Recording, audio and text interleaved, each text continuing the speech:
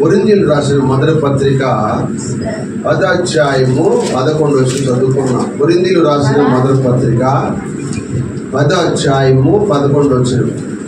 ఈ సంగతులు దృష్టాంతములుగా వారికి సంభవించి యుగాంతమందున్న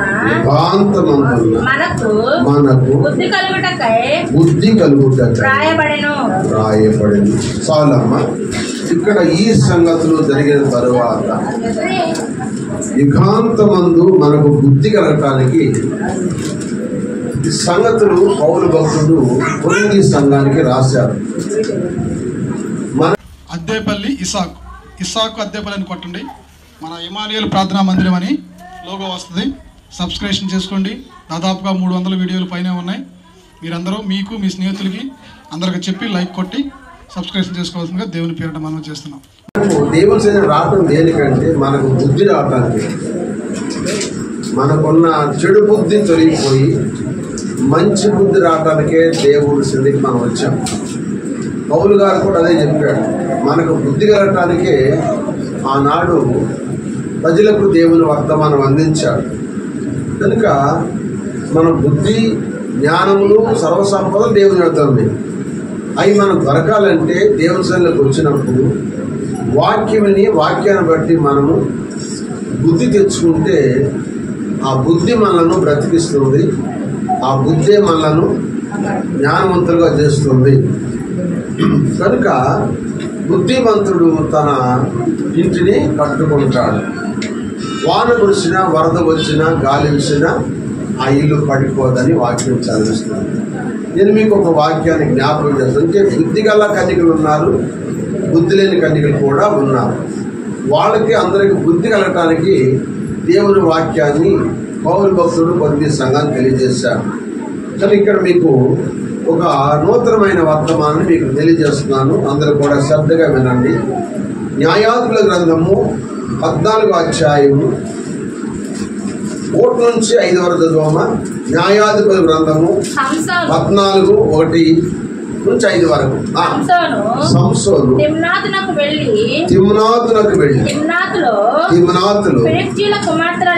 ఫిలిష్తీయుల కుమార్తెలు ఒకదాన్ని చూసెను. అతడు తిరిగి వచ్చి తిమ్నాతులో ఫిలిష్తీయుల కుమార్తెలు ఒకదాన్ని చూచి తిని మీరు ఆమె నాకిచ్చి పెళ్లి చేయవలని తన తల్లిదండ్రులతో అనగా వారు నీ స్వజనుల కుమార్తెల్లో గాని నా జనంలో గాని స్త్రీ లేదనుకొని అంటే స్త్రీ లేరనుకొని సున్నతి పొందని ఫిలిష్తీయుల నుండి కన్యను తెచ్చుకుంటాకు వెళ్ళుచున్నావా అని అతను అడిగిరి. అందుకు సంసోను ఆమె నాకు ఇష్టమైనది కనుక ఆమె నా కొరకు తెప్పించమని తన తండ్రితో చెప్పాను. చాలా ఇక్కడ సంసోను న్యాయాధిపతుల గ్రంథంలో అప్పుడు రాజులు లేరు, న్యాయాధిపతులు ఉన్నారు. ఆ న్యాయాధిపతుల కాలంలో ఫిలిష్తీయులు 40 సంవత్సరాలు ఇశ్రాయేలు చాలా బానిసలుగా వాడుకున్నారు. ఆ దినాల్లో న్యాయాధిపతులు లేనప్పుడు సంసోనుని దేవుడు ఎన్నుకున్నాడు. సంసోను ఎవరు కుమారుడంటే మనోహ కుమారుడు. మనోహ భార్య మనోహకు పుట్టిన కుమారుడు సంసోను. ఈ సంసోనుకి దేవుడు మహాబలమిచ్చాడు. ఈ బలంతో ఇతను జీవిస్తూ న్యాయాధిపతిగా ఉంటున్నాడు. సంసోను ఊరేదంటే గాజా. ఇతను వెళ్ళింది ఏ ఊరంటే తిమ్నాతులు ఎవరున్నారంటే ఫిలిష్తీయులు ఉన్నారు. ఆ ఫిలిష్తీయుల దగ్గరికి వెళ్ళినప్పుడు అక్కడ ఒక ఫిలిష్తీయుని కుమార్తె, ఆ తిమ్నాతీయుడైన కుమార్తె ఆమె నచ్చింది. ఆమెను పెళ్లి చేసుకుందామని తిరిగి వచ్చి తల్లిదండ్రులతో అడిగాడు. తల్లిదండ్రులు అన్నారు, అయ్యా మన ఇశ్రాయేల్లో ఎంతో మంది చక్కని స్త్రీలు ఉన్నారు కదా, స్త్రీలు ఎదుర్కొని ఆ సుతులేని అమ్మాయిని చేసుకుంటామని అంటే అది నాకు ఇష్టమైంది అన్నాడు. అప్పుడు తప్పదు, బిడ్డిష్టం కోసము తల్లిదండ్రులు ఆ తిమ్నాతిలో ఉన్న ఆ ఫిలిష్తీయుల కుమార్తెని వివాహం చేశారు. వివాహం చేసిన తర్వాత ఎందుకు వివాహం సంసోను చేసుకున్న కారణం ఏంటంటే ఫిలిష్తీయులను అర్థం చేయాలంటే ఫిలిష్తీయుల కుమార్తెని చేసుకోవాలి. ఫిలిష్తీయుల కుమార్తెని చేసుకోవాలి. దాన్ని దేవుడు కూడా ఇష్టపడ్డాడు. దేవుడు సొంతం చెప్పండి. దేవుడు కూడా ఎందుకంటే ఫిలిష్తీయుల్లోకి వెళ్ళాలి. ఆ ఫిలిష్తీయుల మంచికి వెళ్తా పోతా ఉన్నప్పుడు వాళ్ళ రాకపోకల ఉద్దేశాలను కనుక్కుని వాళ్ళు అర్థం చేసి నా ప్రజలకు న్యాయం చేయాలని ఆ పిల్లని చేసుకోవడానికి వెళ్ళారు. అన్ని పిల్లల్ని పూర్వకాలం చేసుకున్నారు. ఏసేబు పొత్తిఫరు కుమార్తె వనేస, ఆ పేరు ఏదో పేరు ఉంది, ఆ పేరు అస్నెత్ అన్నమాట. అస్నెత్తును చేసుకున్నాడు. మరి అతను కూడా విగ్రహార్థకుడు, యాజకుడు అన్నమాట. విగ్రహార్థానికి యాజకుడు ఐగుప్తుడు. రెండవది మిద్యానీ యాజకుడు ఎవరంటే ఆ పిత్రో కుమార్తె ఎవరంటే సిప్పోరను మోషే చేసుకున్నాడు. కనుక ఇక్కడ కూడా సంసోను చేసుకున్నాడు. ఈ విగ్రహార్థులైన ఈ కుమార్తెని ఈయన చేసుకున్నాడు. పెళ్లి చేసుకున్న తర్వాత మనం ఏం చేస్తాం చెప్పండి? పెళ్లి చేసుకున్న తర్వాత అక్కడికి తీసుకోవడానికి మళ్ళా పెళ్లి కుమార్తె ఇంటికి వస్తాం. వచ్చేటప్పుడు పెళ్లి కుమార్తె ఇంటికి వచ్చినప్పుడు పెళ్లి కుమారుడు ఏంటంటే తన స్నేహితులను 10 మందో 20 మందో 30 మందో తీసుకొస్తూ ఉంటాడు. తీసుకొస్తారు కదా, వచ్చి ఆ రాత్రి అక్కడ భోజనం చేసి ఆ స్నేహితుడిని వదిలిపెట్టి ఎవరి వాళ్ళు వచ్చేస్తారు. అవునా కాదా? ఇప్పుడు మన అమ్మాయి పెళ్లి జరిగింది. అమ్మాయి అమ్మంటే అతను భర్త అమ్మంటే స్నేహితులు వచ్చారు. వారు వచ్చే భోజనం చేస్తున్నాం, తిరిగి వెళ్ళిపోయారు. అట్లాగే ఈ సంవత్సరం పెళ్లి చేసిన తర్వాత ఆ ఫిలిష్తీయులు 30 మంది వచ్చారు. ఎందుకు? వీళ్ళిద్దరు అక్కడికి వచ్చారు కదా, ఫిలిష్తీయులు వచ్చారు 30 మంది స్నేహితులు వచ్చారు. అప్పుడు అక్కడ 7 దినాల విందు. మనకా ఆ రాత్రే విందు చేసి పంపించేస్తాం, వాళ్ళ ఇంటికి వెళ్ళిపోతారు కుర్రాళ్ళు అందరు స్నేహితులు. అయితే పూర్వ దినాల్లో 7 రోజులు విందు అనమాట. 7 రోజులు అక్కడ ఉండాలి. ఆ 7 రోజులు ఆ స్నేహితులు 30 మంది ఉన్నారు. 30 మందికి విందు చేయాలి. విందు చేస్తున్న సమయంలో ఒక ఇప్పుడు కథ తిప్పాడు. ఎవరంటే సంసోను. నేను ఒక కథ చెబుతాను, ఆ కథ మీరు వింటే నేను 30 మందికి మంచి దుస్తులు బట్టలు తెచ్చి పెడతాను. మీరు చెప్పలేకపోతే మీ 30 మంది కూడా నాకు బట్టలు తెచ్చి పెట్టమని అడిగారు. అట్లాగానే వాళ్ళు ఇష్టపడ్డారు. దానికి ఆయన కథ చెప్పాడు. ఏం కథ చెప్పాడంటే, ఈయన ఒక రోజున తిమ్మన తిరుగుతున్నప్పుడు బొబ్బరిల్లుకుంటా సింహం ఎదురొచ్చింది. యెహోవా ఆత్మ సంసోను మీదకి వచ్చినాక సంసోను సింహాన్ని అంటే ఒక మేకపిల్లి చీల్చినట్టుగా చీల్చి పడేశాడు. కొంతకాలం అయిన తర్వాత అక్కడి నుంచి మళ్ళా వస్తున్నప్పుడు దాని కళేబారలో తేనె దుట్టు పట్టింది. ఆ ఈగలు తోలేసేసి ఆ తేనె తింటూ వారి తల్లిదండ్రులు కూడా పేడు, కానీ అది ఎక్కడ తినని తల్లిదండ్రులు లేదు, ఈయన కూడా దాన్ని చెప్పలేదు. ఆ తేనె తినరు కనుక ఇప్పుడు కథ చెప్పే వాళ్ళకి ఏమైందంటే బలమైన దాని నుంచి తీపి వచ్చింది, అదేదో మీరు చెప్పమని అడిగాడు. అది వాళ్ళు 30 మంది. మీరు తర్వాత చదువుకుందరు ఈ వాక్యాలు ఏంటంటే న్యాయాధిపతులందరూ 14, 15 చదువుకుంటే మీకు అర్థమైపోయింది చెప్పే చరిత్ర. అయితే అప్పుడు దాని గురించి వీళ్ళు ఇప్పుడు బాధపడుతున్నారు. ఏమని బాధపడుతున్నారంటే బలమైంది ఏంటి, తీపి అంటే ఏంటి అర్థం కాక వాళ్ళు దశమసమయ్యి ఇప్పుడు ఫిలిష్తీ కుమార్ దగ్గరికి వచ్చి, ఇదిగో మీ ఆయన మాకు ఇప్పుడు కథ వేశాడు, ఈ కథ భావం మాకు తెలియదు, దీన్ని నువ్వు తెలుసుకుని చెప్పాలి. నువ్వు చెప్పకపోతే నీ కుటుంబాన్ని చంపేసి కాల్ చేస్తామని చెప్పారు. ఏం చెప్పారండి? చంపేస్తామని చెప్పారు. ఆ చెబితే దానికి ఇక ఆమె భయపడింది. ఎందుకంటే వాళ్ళు అంటున్నారు, మీ ఇంటికి తీసుకొచ్చి మమ్మలను ఎగతాళి చేసి పంపిస్తావా? ఆ కథను చెప్పకపోతే నీ తండ్రి ఇంటి వారిని నిన్ను కూడా కాల్ చేస్తామన్నారు. ఆ మాటకి ఏమైందంటే భయపడి భర్తకి చెప్పాలి. భర్తకి చెబితే బాగుంది. ఇప్పుడు భార్య భర్త లేరు కదా, భర్త రహస్యం భార్య తెలవాలి, భార్య రహస్యం భర్త తెలవాలి. భార్య భర్తల్లో విభేదం ఉండకూడదు, ఏదైనా తెలుసుకోవాలి.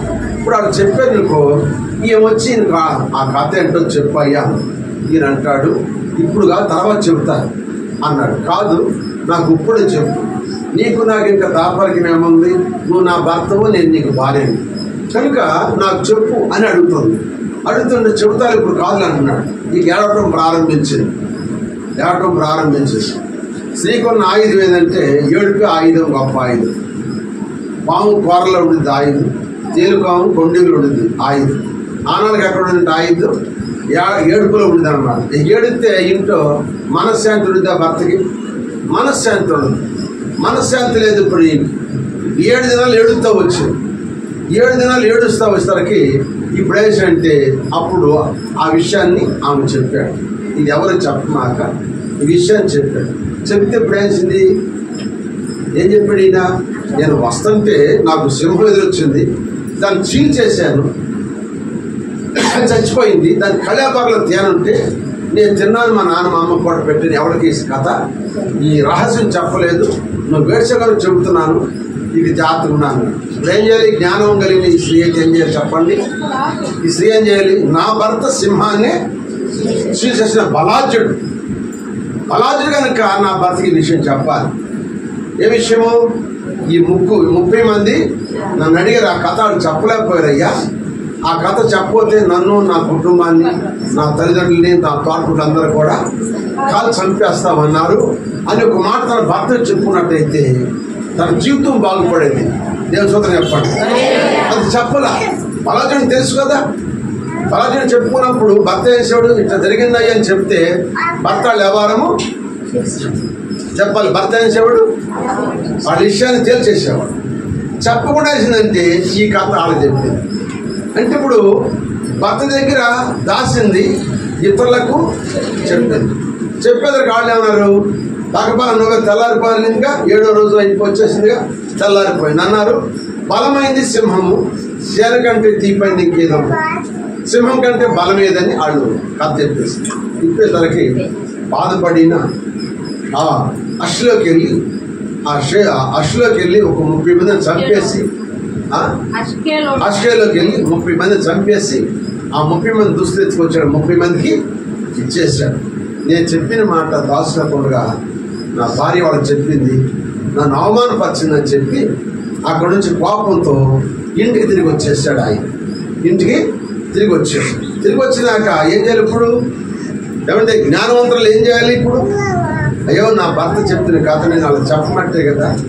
నా భర్త అవమానం పొందాడు, నా భర్త అవమానం పొందాడు కనుక నేను తప్పు చేసి కనుక నా తప్పు క్షమించమని ఏం చేయాలి? పుట్టింటి కాడ నుంచి ఏం చేయాలి చెప్పండి? ఆ స్త్రీ మాట్లాడండి. పుట్టింటి కాడ జడ రావాలి. తప్పు చేసింది ఎవరు? భార్య కదా.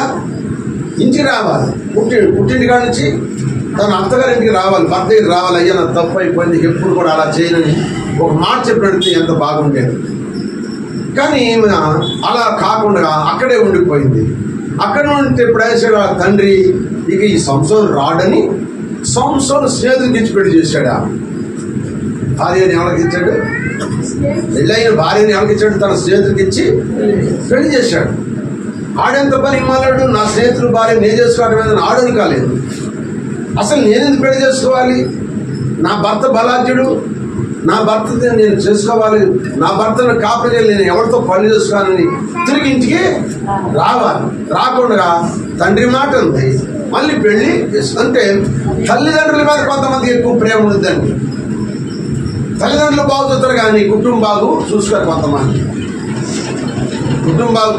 చూస్తారు. తల్లిదండ్రులు బాగు చూసుకుంటారు, పుట్టింటోళ్ళు బాగు చూసుకుంటారు, కొంతమంది అత్తింటోళ్ళు బాగు చూస్తారు. కనుక ప్రభునందు ప్రేమిదులా ఇప్పుడు ఈ ఫిలిప్తీ కుమార్తె కూడా తల్లిదండ్రులు బాగోగులు చూసుకుని తన జీవితాన్ని పాడు చేసుకోవడం తయారయ్యి అతను పెళ్లి చేసుకుంది. అతను చెప్పినట్టుగా, అంటే తండ్రి చెప్పినట్టుగా నడుచుకోండి.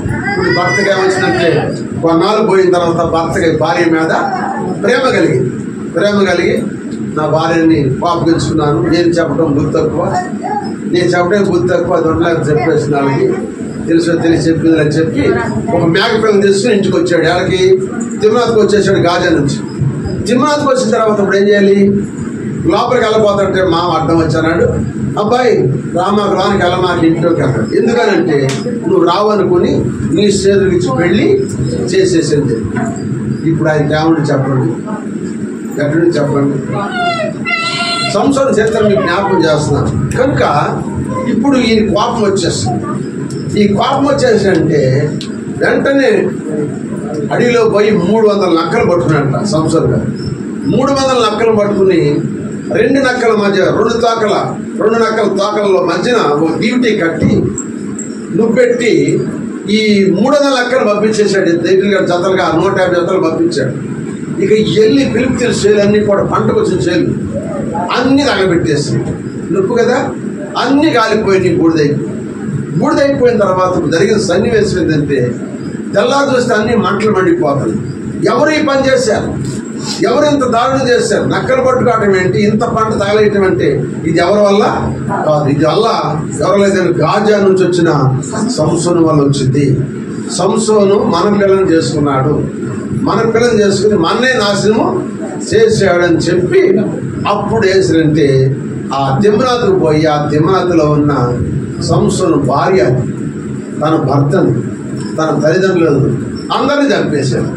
చంపి ఆ ఇంటిని కాల్చివేశారంట. చూడండి ఆ మాట చూడండి, 15వ అధ్యాయం 6వ వచనం చూస్తే మీకు కనపడుతుంది. ఇది ఎవరు చేసినారని చెప్పుకొనొచ్చు. తిమ్నాతుని అల్లుడైన సంసోను భార్యను ఆమె తండ్రి తీసుకొని అతని స్నేహితునికి ఇచ్చాను కనుక అతడే చేసి ఉండేనని చెప్పిరి. కాబట్టి ఫిలిష్తీయులు ఆమెను ఆమె తండ్రిని అగ్నితో కాల్చిరి. ఏం చేశారంట? అగ్నితో కాల్చేశారు. వాళ్ళు ముందే చెప్పారు. ఏమన్నారు? మీరు ఈ కథ చెప్పకపోతే ఇప్పుడు కథ మాకు తెలియకపోతే అప్పుడే వాళ్ళు కాల్చేస్తామని. అది ఎప్పటికైనా జరిగిద్దని బుద్ధి లేనిది తెలుసుకుని భర్త చెప్పినట్టు ఏ బాధ ఉండేది కాదు. ఏసింది ఇప్పుడు ఏమైంది? ఆఖరికి ఏమైంది చెప్పండి? అది కాలిపోయింది. అది చేస్తున్న స్నేహితుడు కాలిపోయాడు, తల్లిదండ్రులు కూడా కాలిపోయాడు. పూర్తి చేస్తున్న ఎందుకంటే ఎవరండి? సంసోను భార్య తన కుటుంబాన్ని పతనం చేస్తుంది. నేను చూద్దాం చెప్పండి. ఒకసారి వాక్యాన్ని బట్టి మీరు చెప్పే అర్థం ఏంటంటే స్త్రీలు భార్యాభర్తల్లో అడమరికి ఉండకూడదు, దాపరం ఉండకూడదు. నిన్నెవరైనా అన్నా నీ భర్త చెప్పాలి, భర్త ఎవరైనా భార్య చెప్పుకోవాలి. ఇద్దరు మనసు ఒకటి ఉండాలి. ఎందుకంటే దేవుడు ఏం చేశాడు? ఆదాములని ఏమన్నాడు? ఆదాము దగ్గరికి వచ్చాడు. ఆదామే ఎవరన్నాడు? అదేమన్నాడు? నా ఎముకల ఎముక, నా మాంసంలో మాంసం, నన్ను తీయబడింది కనుక నారి అనబడు. అతడు తన తల్లిదండ్రులను విడిచి తన భార్యను హత్తుకొని వారు ఏక శరీరమై ఉంటారు అని చెప్పాడు అన్నారు కదా. అప్పుడు తల్లిదండ్రులు ఉన్నారు. ఆదాము నాకు లేరు కదా, దేవుడేగా ఉంది. అంటే జరగబోయే భవిష్యత్తు కాలం అని చెప్పాడు. కనుక ఏకశరీరమైన భార్య భర్తలు ఏమిటంటే ఏక మనసు ఉండాలి, ఏకాత్మ ఉండాలి, ఏక ప్రేమ ఉండాలి. అలా ఉన్నప్పుడు ఆ కాపురము వర్ధిల్లుతుంది. ఆ అబ్బాయి వచ్చినా తప్పించడానికి అవకాశం ఉంటుంది. ఇప్పుడు ఈ మూర్ఖురాలు ఏం చేసుకుంది చెప్పండి? ఏం చేసుకుంది? కాల్ చేసుకుంది. తన జీవితం కూడా పాడు చేసుకుంది. మంచి భర్తను కూడా పాడు చేసుకుంది. కుటుంబాన్ని తగలబెట్టుకుంది. కనుక ఆ కుటుంబం అక్కడ పాడైపోయింది. ఇప్పుడు అదే సిప్పోర్ ఏం చేసింది? ఆమె ఒక విగ్రహార్థురాలు పూజారి కూతురే. నిజాన్ని యాజకుడు అంటే ఇద్దరు ఆయన కూడా అన్యుడి కూతురును మోసే చేసుకుంటే మోసే ప్రవర్తన బట్టి ఏం చెప్పండి? మోసే ఐగుప్తు నుంచి విడుదల ఇప్పుడు ఇశ్రాయేలు ప్రజలు నడిపించడానికి బయలుదేరి వస్తున్నప్పుడు నిజాం దేశం నుంచి ఐగుప్తు వస్తున్నప్పుడు దేవుని దూత కట్టుకుని పట్టుకుని వస్తుంది. ఎందుకు? క్రమం లేకుండా వస్తానని చెప్పి ఆ సంగతి తెలుసుకున్న జ్ఞానం కలిగిన స్త్రీ చిక్కురా తన బిడ్డ లాగు తీసేసి ఒక వాడిగా రాగి తీసుకుని ఆ గోపేని శరాన్ని కోసి ఆడ పాడేసింది. అప్పుడు సున్నత పొందించింది కనుక అప్పుడు దేవుని దూత కోపం ఆపుకుని పంపించేసింది.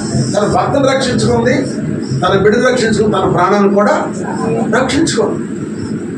అలాగే ఓను కుమార్తె అయిన అస్నత్ కూడా ఆమె విగ్రహార్థురాలు, ఐగుప్తు రాజు యోసేపునకు పెళ్లి చేశాడు. ఐగుప్తుడు రెండో రాజు నువ్వే అన్నాడు.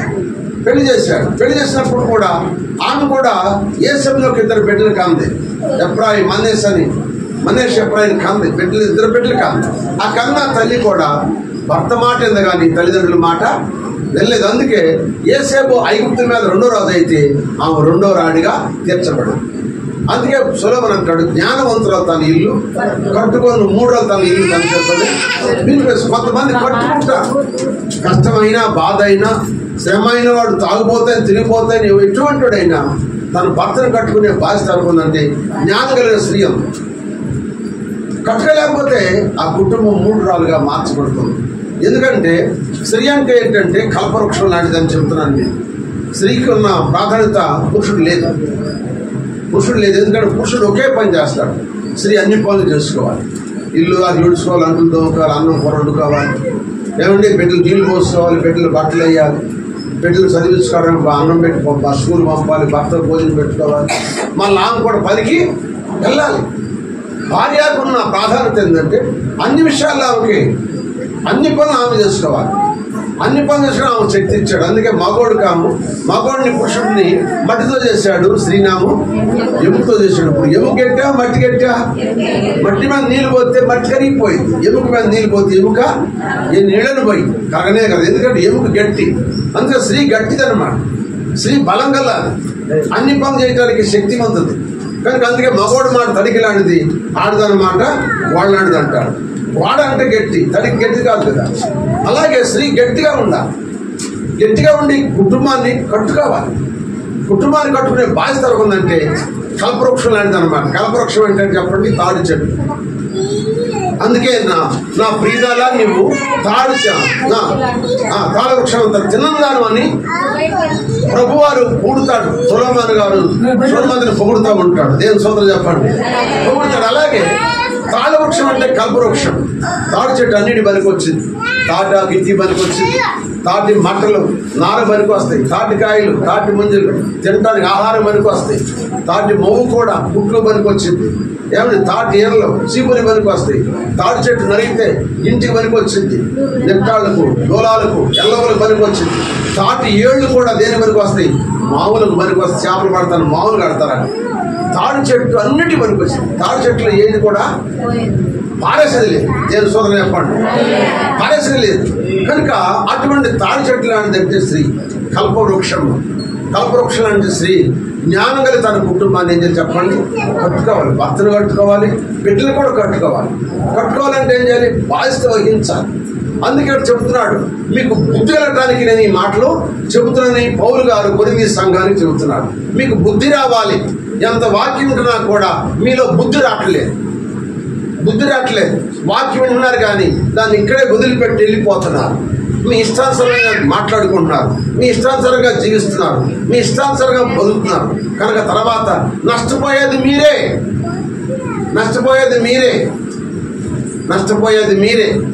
అలా నష్టపోయి ఉండాలంటే మీరు జ్ఞానంతో మీ ఇల్లు కట్టుకోవాలి.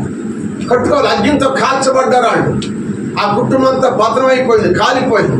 నీ కుటుంబం కూడా రేపు అగ్నిలో కాలకుండా ఉండాలంటే నీ భర్త అగ్నిలోకి వెళ్తున్నాడు, నీ భర్తను లాక్కో. నీ బిడ్డలు అగ్నిలోకి వెళ్తున్నారు, అయ్యా అగ్నిలోకి వెళ్ళొద్దని లాక్కో. నీ బిడ్డల కోసం, నీ భర్త కోసం లాక్కోవడం కోసం నువ్వే కుటుంబాన్ని కట్టుకోవాలి. అలా చెప్పండి అందరూ, చెప్పండి. ఎవరైనా కట్టుకుంటున్నారా? ఈ వాక్యం మీకు జ్ఞాపకం చేస్తాను. యోధ రాసిన పత్రిక 23వ చదవండి. యోధ రాసిన పత్రిక 23వ వచనంలో ఉంది ఈ మాట చదవండి. యోధ రాసిన పత్రిక 23వ వచనం ఉంటుంది ఆ మాట. అమ్మా కొంచెం ముందు అదే, సందేహపడిన వారు కనికరము చూపుడి. సందేహం ఉండదు కొంతమందికి. సందేహం ఉన్నవాడి మీద కనికరం చూపాలి. ఏం చేయాలంట? అగ్నిలో నుండి లాగినట్టు కొందరిని రక్షించుకోవాలి. శరీర సంబంధమైన వారిని అపవిత్ర ప్రవర్తనకు ఏ మాత్రము నొప్పునొనక దానికి ఒప్పుకొనక అపవిత్రమైన దానికి నువ్వు ఒప్పుకొనక దానిని అసహించుకొనొచ్చు భయముతో కొందరిని కనికరించుడి. అగ్ని నుంచి లాక్కోవాలంట. కనికరించండి, లాక్కోవాలి. అపవిత్రమైన వాటికి ఒప్పుకోవద్దు. మీరు నీ బిడ్డలు లాక్కోవాలి. నువ్వు రక్షించబడలేదు ఎంతమంది చేయొద్దండి, బాప్తిజం మొదలు చేద్దండి. అమ్మా నిద్రపోయేవాడు కూడా లేస్తాను చేతులు, నిద్రపోయిన కూడా చేతులు వేస్తానండి. బాప్తిజం పొందినాడు. మీరందరూ బాప్తిజం పొందారు. మీలో కొంతమంది భక్తులు ఉన్నారు, కొంతమంది భక్తులు లేరు. అయితే మీలో భక్తులు లేకపోయినా బిడ్డలు ఉన్నారు. మీ బిడ్డలు నరకాన్ని పోవటం మంచిదే కదా? నీ భర్తలు నరకాన్ని పోవటం మంచిది అంటారా? ఇప్పుడు మనకి రెండే ఉన్నాయి. మనం ఎందుకు బాప్తిజం పొందామంటే రేపు నరకం తప్పించారు బాప్తిజం అంటే అగ్ని ఆరదు పురుగు సాగు స్థలానికి వెళ్తారు. ఎవరు? నమ్మనోళ్ళు. నమ్మిన వాళ్ళు పరలోకి వెళ్ళిపోతారు. అక్కడ విశ్రాంతులు ఉంటారు పరలోకంలో. అక్కడ తోటలు ఉన్నాయి, కాయలు ఉన్నాయి, ఆహారం ఉంది, నీళ్లు ఉన్నాయి, బంగారు వీధులు ఉన్నాయి. వాటిలో మనం తిరుగుతూ ఉంటాం, హాయిగా ఉంటాం. నరకంలో ఏముందంటే అగ్నే ఉంది, ఇంకేం లేదు. అగ్నిలోకి నువ్వు కాలిపోతుంటావు. చెప్తాను, అది తలకాడ నుంచి అరికాలు కాడ నుంచి కాలుతా వస్తుంది దేహం. కాలుతా వచ్చేదరికి కేకలేస్తా కాలిపోయి మళ్ళా క్షణానికి మళ్ళా దేహం వచ్చేసింది. మళ్ళా కాలుతా ఉండిద్ది, కాలిపోతా ఉండిద్ది, దేహం వస్తా ఉండిద్ది, కాలిపోతా ఉండిద్ది, దేహం వస్తా ఉంటుంది. అగ్ని ఆరదు, ఏడుపు ఆగదు. అక్కడ కాలుతా ఉండిద్ది, ఏమండి, అగ్ని ఆరదు, ఏడుపు ఆగదు. ఇక అది ఎప్పుడంటే యుగాలు ఏడవుతుంది. కనుక అగ్ని నుంచి నీ కుటుంబాన్ని లాక్కునే బాధ్యత ఎవరి మీద ఉందంటే నీ మీదే ఉంది. నీ భర్తను రక్షించుకో. నీ భర్త కొరకు ఉపవాసం కడుపు మార్చుకుని ప్రార్థన చేసుకో. నీ భర్తకు లాభ మాటలు చెప్పి మందిరం నడిపించుకో. నీ బిడ్డలకు కూడా చెప్పు, నడిపించుకో. కడమ దినాలకు వచ్చాం. ఏ దినం ఏమవుతామో తెలియదు, ఏ గడికి ఏం జరిగిందో తెలియదు. ఈరోజు సాబీగా ఉన్నా, రేపేందో తెలియదు. నీ కుటుంబాన్ని రక్షించుకోవడం వరకే జ్ఞానం కలిగిన స్త్రీగా నువ్వు రక్షించుకో. అశ్నేత భార్య యేసేపు కుటుంబంలో ఆమె రక్షించుకుంది. నిత్యాన్ని యాజకురాలైన కుమార్తె అయిన చిప్పోర తన కుటుంబాన్ని రక్షించుకుంది, తన భర్తను తన బిడ్డను రక్షించుకుంది. కానీ ఇక్కడ సంసోను భార్య కాలి బుడిదైపోయింది. కుటుంబాన్ని కాల్ చేసుకుని తన జీవితాన్ని కాల్ చేసుకుంది. భర్త బలాత్సరం తెలిసి కూడా భర్త చెప్పకుండా కుటుంబాంతా పాడు చేసుకుని కాల్ చేసుకుంది. లోతుము కూడా చెప్పిన మాట వినకుండా, దేవతలు చెప్పిన మాట వినకుండా ఉప్పు స్తంభంలా మారి కుటుంబాన్ని పతనం చేసుకుంది. భర్త తాగుబోతు అయిపోయాడు, బిడ్డలు వ్యభిచారులు అయ్యి పతనం అయిపోయింది కుటుంబం. ఈ కడవ దినాల్లో నీ కుటుంబం నువ్వు ప్రార్థన చేసుకోవాలి. నీకు భర్త లేడు, బిడ్డలు ఉన్నారు. నీ బిడ్డల కొరకు అగ్నిలో బాగుండగా నీ బిడ్డల కోసం ప్రార్థన చేయి. నీ భర్త ఉన్నాడు, నీ భర్తను మందిరాన్ని తీసుకోవడం కొరకు నువ్వు ప్రార్థన చేయి. నువ్వే ప్రార్థన చేయవు, నువ్వే దేవుని చదివి రావు. అసలు ఎన్నో వాక్యం ఎత్తుకెళ్ళి నీ భర్తకి ఎప్పుడైనా చెప్పేవా? పూర్వదినాలు సినిమాకి వెళ్ళి వస్తే సినిమా సగం చెప్పేవాడు. ఈనాడు ఇంటికాడ ఏదైనా పక్క ఇంటికాడ ఏదైనా జరిగితే ఎత్తుకెళ్ళి భర్తకు మంచిగా నైట్ పూట ఏ సమయంలో ఖాళీ టైంలో భర్తలు చెప్పుకోవటం అన్ని చెప్పుకుంటాం. కానీ ఇక్కడ చెప్పి దేవుడు నీతో పరిశుద్ధాత్ముడు మాట్లాడు మాటలు ఎప్పుడు నీ భర్తకు చెప్పావా? ఇంటికి వెళ్ళి నువ్వు నీ భర్తను లాలించవా? నీ భర్తని దగ్గర రాడా? ఇద్దరు ఒకసారి మాట్లాడుకోరా సగ్గా. ఆ సమయంలో దేవుని వాక్యం ఎప్పుడైనా చెప్పావా నీ భర్తకి? నీ భర్తకు చెబుతున్నావా? నీ భర్త అగ్గిలోకి వెళ్ళి నువ్వు పరలోకం ఉంటే దేవుడు ఒప్పుకుంటాడు అనుకున్నావా? దేవుడు కూడా నిన్ను కూడా శిక్షిస్తాడు ఆ రోజు. ఎందుకంటే నేను రక్షించాను, నీ కుటుంబాన్ని రక్షించుకున్నావా అని రేపు దేవుడు లెక్క అడుగుతాడు. ఆ క్రీస్తు న్యాయపేట దగ్గర నేను నిలబడాలి. కనుక నువ్వు వాక్యం ఉంటున్నావు కనుక ఈ భూలోకలు ఎవడైనా బతుతాడు, చెట్టు కింద అడుగుతున్నవాడైనా హాయిగా బతుతాడు. బతుకున్నవాడు ఏమీ లేడు. ఈ భూస్వామిని ఆలోచించవద్దు, పరలోకస్వామిని ఆలోచించవు. రోజు ప్రాణం పోయింది, ఈ ప్రాణం ఉండదు. ఎప్పుడు పోయిందో తెలియదు. ఎవరు తెలిసింది? ఎప్పుడు పోయిందో తెలిసిందా? తెలియదు. ఎప్పుడు అయిపోతాం, ఎప్పుడు చచ్చిపోతాం తెలియదు. యాక్సిడెంట్లు చచ్చిపోతాము, జబ్బు చచ్చిపోతాము, అనుకోకుండా ఏదైనా ఉప్పుని తుప్పాలు వచ్చి కొట్టుకుపోతాము, తెలియదు ఎప్పుడు చచ్చిపోతాం.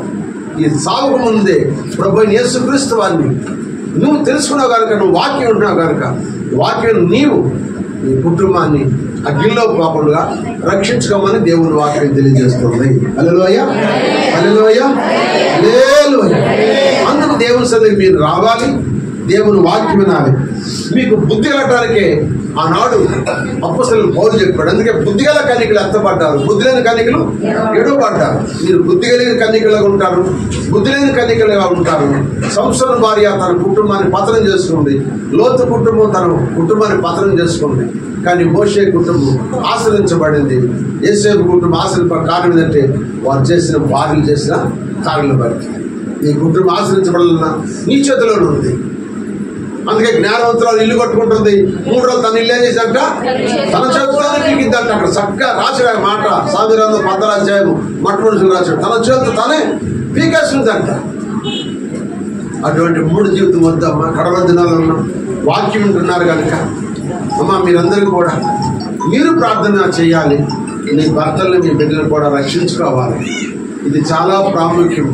ఎన్నాళ్ళు పొందుతాం ఎవరికి తెలియదు, ఏనాడు అయిపోతుందో తెలియదు. దేవుడు రాకడ సమీపించి రాకడ దినంలో ఉన్నాం కనుక మరి రాకడ నువ్వు నేను ఎత్తపడాలంటే హాయిగా మనం దేవుని సన్నిధిలో జీవించాలి. కుటుంబం కొరకు ప్రార్థన చేసుకోండి, బిడ్డల కొరకు ప్రార్థన చేసుకోండి. మీరు ముందు ప్రార్థన రండి, మీ భర్తలు కూడా చెప్పుకోండి, మీకు ఏదైనా ఇష్టమైన వస్తువు కావాలంటే భర్త దగ్గర అడుగుతారు, బజ్జులాడుకుంటారు భర్తని. అయ్యా నాకు కూడా ఆ వస్తువు కొనిపెట్టు, నాకు ఇది కొనిపెట్టు, అది కొనిపెట్టని బజ్జులాడుకుంటారు, ఏడుస్తారు. ఆ ఏడుపు బజ్జులాడికి ఆ భర్త కరిగిపోయి మీకు వస్తువులు కొనిపెడతారు. అలాగే దేవుని దగ్గర కూడా మీరు ఏడ్చి నీ భర్తల కొరకు నీ బిడ్డల కొరకు ప్రార్థన చేసుకుంటే తప్పగా దేవుడు మీ పట్ల కృప చూపును గాక. హల్లెలూయా. చేతులతో చెబుదాం హల్లెలూయా, హల్లెలూయా. రాకడా ప్రభు నీ రాకడా, రాకడా రెండవ రాకడా, రాకడా ప్రభు నీ రాకడా, రాకడా రెండవ రాకడా.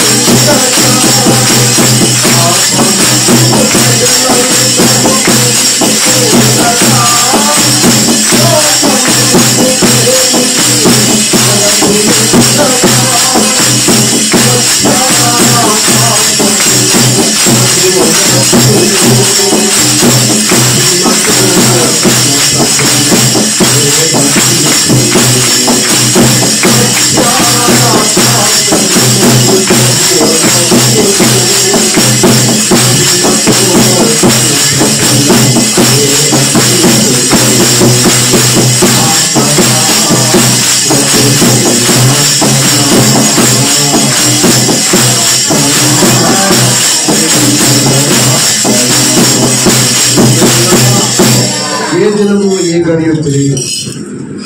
ఇదే మనకు అనుకూల సమయం, ఇదే రక్షణ దినం. అంటే రక్షించబడ్డ నువ్వు ఎవరినో రక్షించవలసిన లేదు, ఎవరికో సువార్త చెప్పవద్దు. నీ ఇంటి వారికి ముందు సువార్త చెప్పి నీ ఇంటి వారిని రక్షించుకొని నీ కుటుంబం రేపు అగ్గిల్లో కాలిపోకుండా నీ కుటుంబం నిత్యజీవులు ఉండడం వరకు ప్రార్థన చేద్దాం. దేవుడి కొద్ది మాటలు అందరూ ఎన్నికల్లో దీవించును కాక. కళ్ళు వంచండి, అందరూ ప్రార్థన ఏకీపించండి. నిజమే ప్రభువా, యేసయ్యా, సంసోను భార్య నాయన తండ్రి భర్త మాట వినకపోవటం వల్ల నాయన తన జీవితాన్ని పాడు చేసుకోవడం, తల్లిదండ్రుల జీవితం పాడైపోయింది. అందరినీ చంపేసి కాల్ చేశారయ్యా సాతాను. ఆనాడు సాతాను శక్తిని ఆయన వాళ్ళని ఆకర్షించి వాళ్ళని కాల్ చేసినట్టుగా ఈనాడు కూడా సాతాను దాని సమయం కొంచెమని అందరిని ఆకర్షించిన ఆయన ప్రార్థన చేయనీయకుండా, ప్రార్థనకు రానీయకుండా, ప్రార్థనలో వాక్యం విననీయకుండా, పాటలు పాడనీయకుండా, ప్రార్థనలు ఎదగనీయకుండా అపవాదాన్ని సమయం కొంచెమని అందరిని అనదొక్కేస్తుందయ్యా. దాన్ని జయించగల శక్తి మాకు అయ్యా. నేను పరలోకి నుండి నా భర్త నరకంలో ఉండకూడదయ్యా, నేను పరలోకి నుండి నా భార్య నరకంలో ఉండకూడదయ్యా, నా బిడ్డ నరకంలో అగ్గిలో కాలిపోకూడదయ్యా. నా బిడ్డలు కూడా నేను నాయన భూలోకంలో ఏ కుటుంబంగా ఉన్నాను, పరలోకి కూడా అదే కుటుంబంగా ఉండాలయ్యా. అది కృప నాకు దయచే ప్రభువా. ఇది శాస్త్రం కాదయ్యా, ఇది మూడు నాలుగు వచ్చుడయ్యా, ఇది మురిగిపోయే దేహం అయ్యా. దీని గురించి మేము ఆలోచించుకోండి కదా ఆయన. ఆ నిత్యరాజ్యం కొరకు, ఆ నిత్యత కొరకు, యుగాలు జీవించే ఆ శాశ్వత రాజ్యం కొరకు ఆయన ఈసలో జీవించే జీవితం మాకు దయచేయండి ప్రభు, మాకు దయచేయండి ప్రభు. అందరూ కూడా అమ్మా ఒక నిమిషం ప్రార్థన లేఖించాం, ఒక నిమిషం లేఖించి ప్రార్థించేయండి. ప్రార్థనే గొప్ప ఆయుధం అమ్మ. ఈ రాత్రి ఉదయకాల దేవుడు నీతో నాతో మాట్లాడుతూ ఆలోచించాం. ఓ స్త్రీ, ఇంటిని రక్షించుకుంటావా లేదు? ఓ పురుషుడా, నిన్ను రక్షించుకోవడం లేదని పౌలు చెబుతున్నాడు. ఈ సమయంలో జరుగుతుంది కనుక నీకు బుద్ధి రకాన్ని నీ మాటలు చెబుతాను చెప్పి పౌలు కొన్ని సంఘాన్ని చెప్పాడు. సహాయం చేయండి. అందరూ ప్రార్థన లేఖించండి, అందరూ ప్రార్థన లేఖించండి. మన మధ్యన చెంది ప్రార్థనలు నడిపిస్తారు. అందరూ లేఖించండి. ప్రార్థన ప్రార్థన ప్రార్థన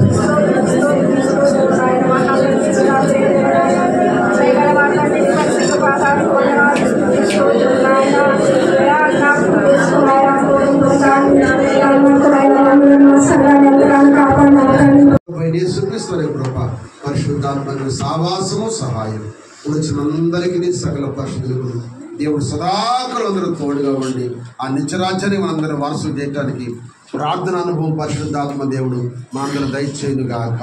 ఆమేన్. ప్రవేశ రక్తమే ప్రభు రక్తమే ప్రవేశయ్య నామం సంపూర్ణ విజయం కలుగుగాక. ఆమేన్. బలో కృష్ణ మహారాజుకి జై, రానున్న రారాజుకి జై, రోగుల వైద్యుడికి జై, దయ్యాలపై జయశీలకి జై, సంగన బదన కాపరికి జై, రాబోతున్న పెళ్లి కుమారుడు యేసు ప్రభు వారికి జై. హల్లెలూయా, హల్లెలూయా, హల్లెలూయా, హల్లెలూయా. అమ్మా మీ అందరికి వందనాలు అయ్యా. వచ్చే బుధవారం మనకు ఆల్రెడీ ప్రార్థన, రేపు వచ్చే బుధవారం ఆన్లైన్ ప్రార్థన అందరూ కూడా తప్పనిసరిగా గుర్తుపెట్టుకుని ఆన్లైన్ ప్రార్థన రావాలని మనం చేస్తున్నాం. పలహారాలు కానీ పానకం కానీ ఏమైనా తేవాలనుకున్న వాళ్ళు చెప్పండి, వారి గురించి ప్రార్థనలు పెడతాం. దేవుడు దీవించిన గాక. ఆ దాక్షలం గారు వచ్చి పలహారం వచ్చింది, ఆమె త్వరగా రమ్మను.